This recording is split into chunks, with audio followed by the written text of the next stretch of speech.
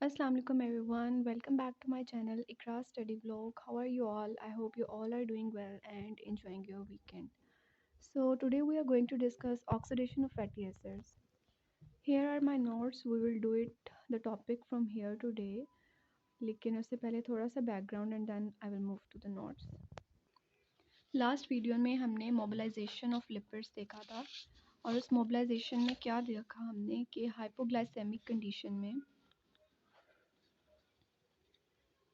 Hypoglycaemic condition में कुछ hormones trigger हुए थे और उन हार्मोन्स ने एडिपोज के रिसेप्टर्स पे वो बाइंड हुए और फिर एक सारा प्रोसेस हुआ। एक चीज़ एक्टिव हुई, फिर दूसरी एक्टिव हुई, तीसरी एक्टिव हुई और ये सब कुछ होते होते हमें एंड में एक ग्लिसरॉल और 3 फैटी एसिड्स मिले थे।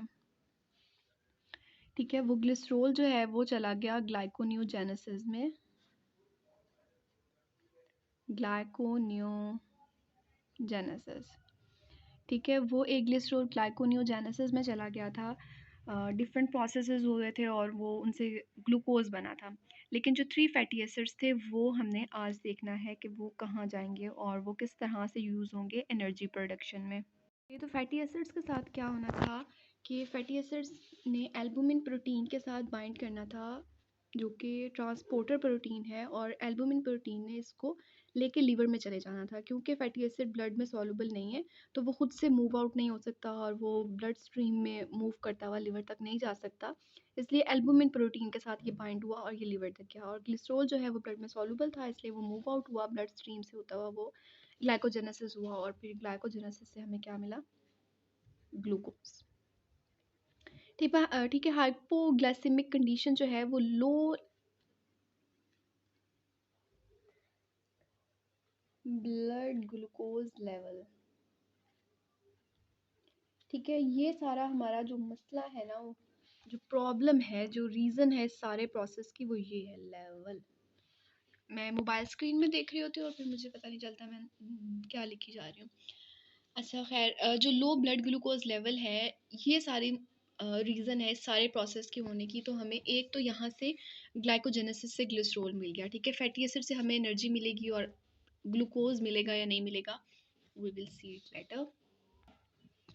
अच्छा, अब जब हम लोगों ने ग्लूकोज का मेटाबॉलिज्म पढ़ा था तो ग्लूकोज के मेटाबॉलिज्म में क्या हुआ था कि ग्लूकोज सेल के अंदर एंटर हुआ था। यहाँ पे लीवर सेल की बात कर रहे हैं, ठीक है, क्योंकि ये भी लीवर सेल में हुआ है। ग्लूकोज तो मसल सेल के पास भी जाता है, वहाँ पे भी मेटाबॉलिज्म होता है, लेकिन हम लोग लीवर सेल की बात कर रहे हैं। फैटी एसिड का मेटाबॉलिज्म जो है वो लीवर सेल में हो रहा है, तो हम लोग इसलिए ग्लूकोज के भी लीवर सेल को कंपेयर करेंगे। फोकस नहीं कर रहा। अच्छा, अब जब ग्लूकोज आया ना तो वो अंदर भी आ सकता था, बाहर भी जा सकता था। GLUT3 रिसेप्टर्स है यहाँ पे लिवर सेल के अंदर ग्लूकोज का के मूव आउट और जो भी अंदर होने के लिए रिसेप्टर जो है ना वो GLUT3 रिसेप्टर है। अब ग्लूकोज अंदर भी आ सकता है, बाहर भी जा सकता है, लेकिन उसको सेल के अंदर ट्रैप करने के लिए हेक्सोकाइनेज एंजाइम ने हेक्सो हेक्सो हेक्सो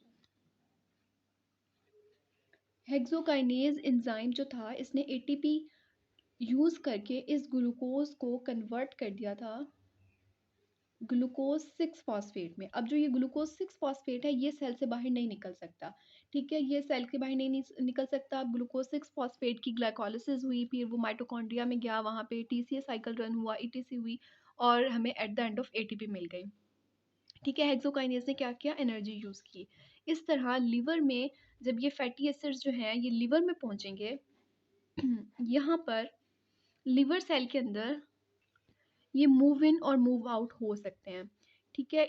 इनको लिवर सेल में ट्रैप करने के लिए हमें फैटी एसिड को कन्वर्ट करना पड़ेगा फैटी एसाइल को ए में, ठीक है, और इसके लिए जो एंजाइम यूज़ होगा वो है फैटी एसाइल को ए सिंथेटेज। ठीक है, हम लोग इसके सिंथेटेज और सिंथेज के बारे में भी पहले जान चुके हैं कि सिंथेटेज एंजाइम वो होते हैं जो एटीपी यूज़ करते हैं और सिंथेज एंजाइम वो होते हैं जो एटीपी इंडिपेंडेंट होते हैं। ये एटीपी इंडिपेंडेंट है, ठीक है। फैटी एसाइल को ए सिंथेटेज ये एटीपी यूज़ करेगा और फैटी एसिड को कन्वर्ट कर देगा फैटी एसाइल को ए में। अब ग्लूकोज के मेटाबॉलिज्म में जो इसके 3 स्टेप थे, ग्लाइकोलिसिस, टीसीए और ईटीसी। ग्लाइकोलिसिस साइटोसोल में हुई थी और टीसी और ईटीसी ये माइटोकॉन्ड्रियल मैट्रिक्स में हुए थे। ठीक है, और जो फैटी एसिड का मेटाबॉलिज्म है इसके 3 स्टेप हैं, बीटा ऑक्सीडेशन, टीसीए और ईटीसी। लेकिन इसके ये तीनों के तीनों स्टेप माइटोकॉन्ड्रियल मैट्रिक्स में हो रहे हैं। साइटोसोल में सिर्फ ये फैटी एसिड फैटी एसाइल को ए में कन्वर्ट हो रहा है। जो फैटी एसिड है वो फैटी एसाइल को ए में कन्वर्ट हो रहा है, बाकी का सारा प्रोसेस जो है वो माइटोकॉन्ड्रियल मैट्रिक्स में होगा। ठीक है, अब हमने यहाँ तक तो देख लिया कि फैटी एसिड यहाँ से आया, सारा उसकी मोबिलाइजेशन हुई एल्बुमिन प्रोटीन के साथ, यहाँ पे लीवर में आया, लीवर के अंदर वो आ भी सकता था, बाहर भी जा सकता था। लीवर सेल में हमने उसे ट्रैप करने के लिए फैटी एसिड को फैटी एसाइल को ए में कन्वर्ट किया, और ये काम किसने किया? फैटी एसाइल को ए सिंथेटेज एंजाइम ने ये काम किया with the use of ATP. ठीक है, अब वो लीवर सेल के अंदर आ गया, ये लीवर सेल है। ठीक है, लीवर के अंदर अब उसने माइटोकॉन्ड्रिया में जाना है, फैटी एसाइल को ए लीवर सेल के अंदर आ गया। ठीक है, अब उसने माइटोकॉन्ड्रिया के अंदर जाना है, क्योंकि इसके तीनों के तीनों प्रोसेस जो है वो माइटोकॉन्ड्रियल मैट्रिक्स में हो रहे हैं। माइटोकॉन्ड्रिया में से जाने के लिए कोई प्रोटीन की ज़रूरत है, एक मॉलिक्यूल की ज़रूरत है जिसको हम कहते हैं कार्निटीन शटल। ठीक है, ये ट्रांसपोर्टिंग मॉलिक्यूल है, इसके साथ आके ये फैटी एसाइल को ए, ठीक है, ये इसके साथ आके लगा। अब ये कार्निटीन शटल जो है ना, ये प्रेजेंट है जो माइटोकॉन्ड्रिया की आउटर मेम्ब्रेन है ना, ये उसकी इनर मेम्ब्रेन है, this is it's outer membrane. जो आउटर मेम्ब्रेन है उसके साथ ये अटैच हुई हुई है। इसने फैटी एसाइल कोए को लेना है और अंदर आ जाना है। ठीक है, इसको अंदर छोड़ देगी और खुद वापस बाहर चली जाएगी। कार्निटीन शटल इसको अंदर अंदर छोड़ दिया, फैटी एसाइल को ए, और खुद ये वापस बाहर चली गई। और साथ ही यहाँ से जो एसिटाइल को ए है वो यहाँ से सेपरेट हो जाएगा और हमारे पास फैटी एसिड बच जाएगा। ठीक है, अब इस फैटी एसिड की क्या होनी है? ऑक्सीडेशन होनी है। इसके 3 स्टेप हैं, पार्शियल ऑक्सीडेशन होगी, बीटा ऑक्सीडेशन उस स्टेप का नाम है, फिर ये टीसीए में जाएगा, वहाँ पे ऑक्सीडेशन होगी, और ईटीसी में फिर हमें एटीपी मिल जाएगी। और ये बीटा ऑक्सीडेशन हम लोग यहाँ से पढ़ने वाले हैं।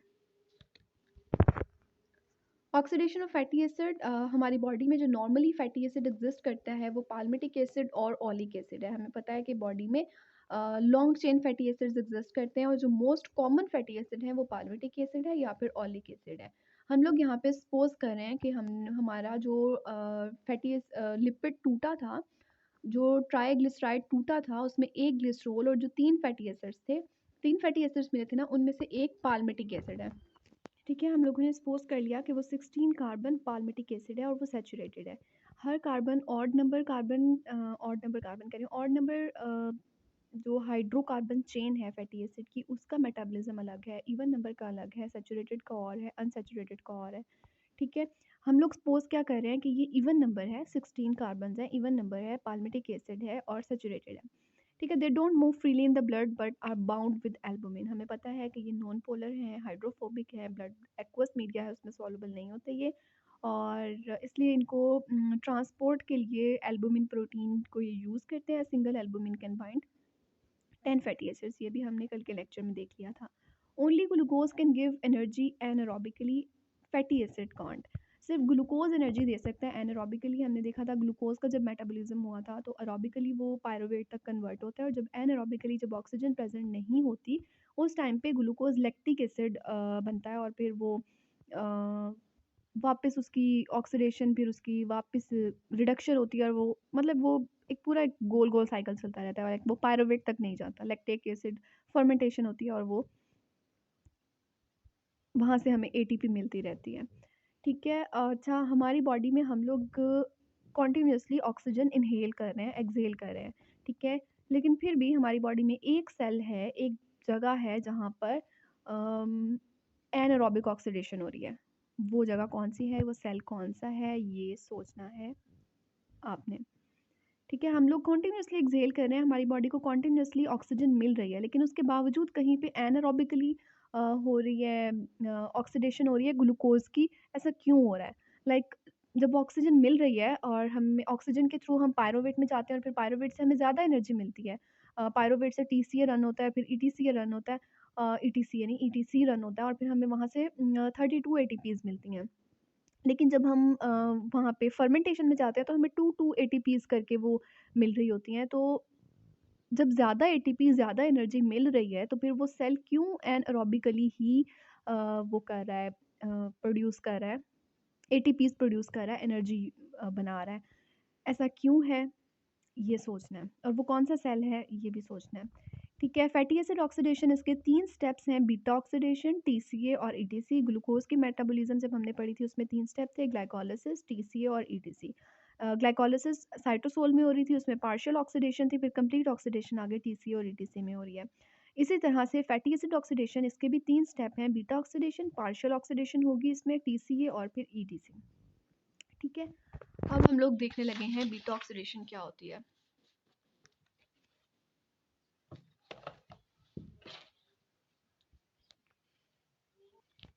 अच्छा, ऑक्सीडेशन का मतलब क्या है? जब हमारे पास ग्लूकोज की ऑक्सीडेशन हुई थी, ग्लूकोज एक 6 कार्बन मॉलिक्यूल है, हमें इससे 6 CO2 मिले थे। ठीक है, अब हम लोग सपोज कर रहे हैं कि 16 कार्बन पाल्मिटिक एसिड है जो कि फैटी एसिड है एक। तो इससे हमें कितने CO2 मिलने चाहिए? हमें टोटल 16 CO2 मिलने चाहिए। ठीक है, ऑक्सीडेशन का एंड रिजल्ट जो एंड प्रोडक्ट है वो कार्बन डाइऑक्साइड है। हम कार्बन डाइऑक्साइड रिलीज कर रहे हैं और एनर्जी एटीपी ले रहे हैं, गेन कर रहे हैं और कार्बन डाइऑक्साइड रिलीज कर रहे हैं। ठीक है, फैटी एसिड जो है वो एनारोबिकली रन नहीं हो सकता, उसको रन करने के लिए ऑक्सीडेशन चाहिए बिकॉज वो माइटोकॉन्ड्रिया में हो रहा है और माइटोकॉन्ड्रिया ऑक्सीजन के बगैर काम नहीं करता। कहाँ से पकड़ूं इसको? अच्छा जी, अब जो ये है बीटा ऑक्सीडेशन है,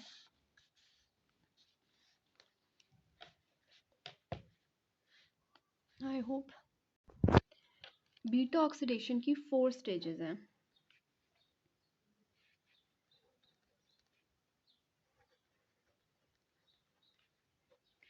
4 स्टेजेस हैं।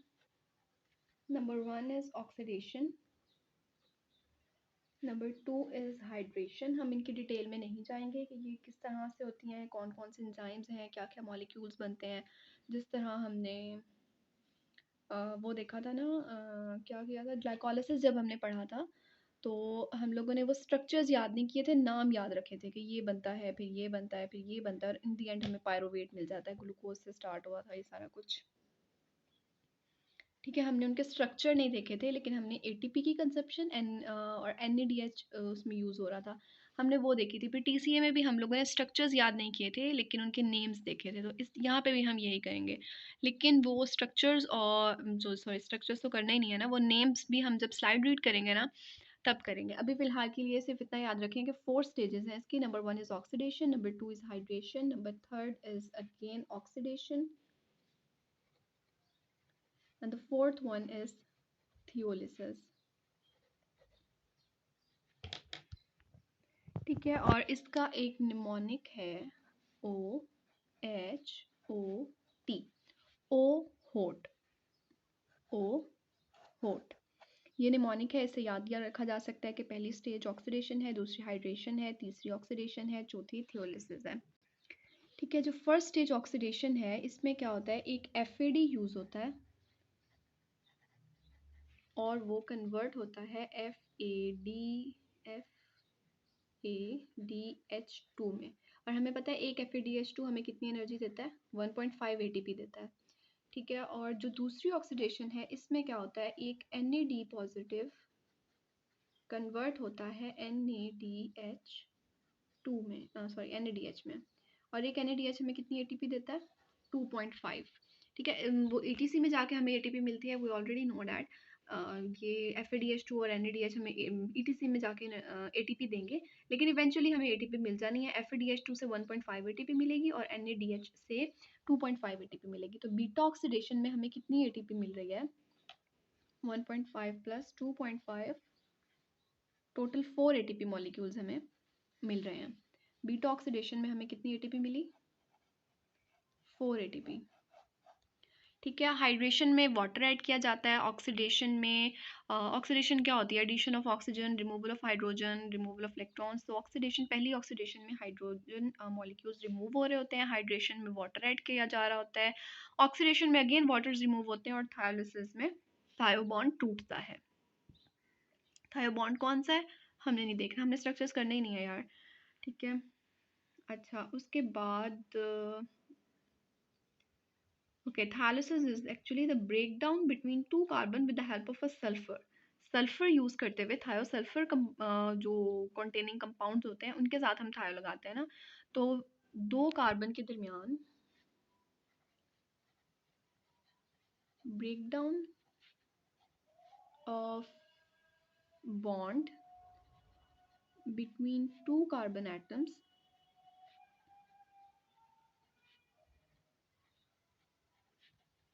with the help of sulfur. This is thiolysis. Thiolysis में ये हो रहा है। ऑक्सीडेशन में क्या हो रहा है? हाइड्रोजन ऐड किया जा रहा है, यही होता है ना। ऑक्सीजन ऐड करते हैं और हाइड्रोजन, हाँ, हाइड्रोजन रिमूव करते हैं, सॉरी, ऑक्सीडेशन में हाइड्रोजन रिमूव करते हैं, यही करते हैं। ऑक्सीडेशन में हाइड्रोजन रिमूव किया जा रहा है, हाइड्रेशन में वाटर ऐड किया जा रहा है, अगेन ऑक्सीडेशन में हाइड्रोजन रिमूव किया जा रहा है। थायलिसिस, दो कार्बन के दरमियान का बॉन्ड तोड़ा जा रहा है with the help of sulphur. ठीक हो गया। अब ये पूरा एक साइकिल रन हुआ है।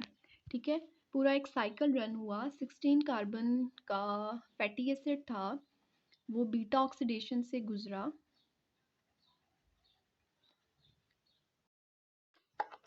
और इसका एंड रिजल्ट हमें दो प्रोडक्ट्स की सूरत में मिला है।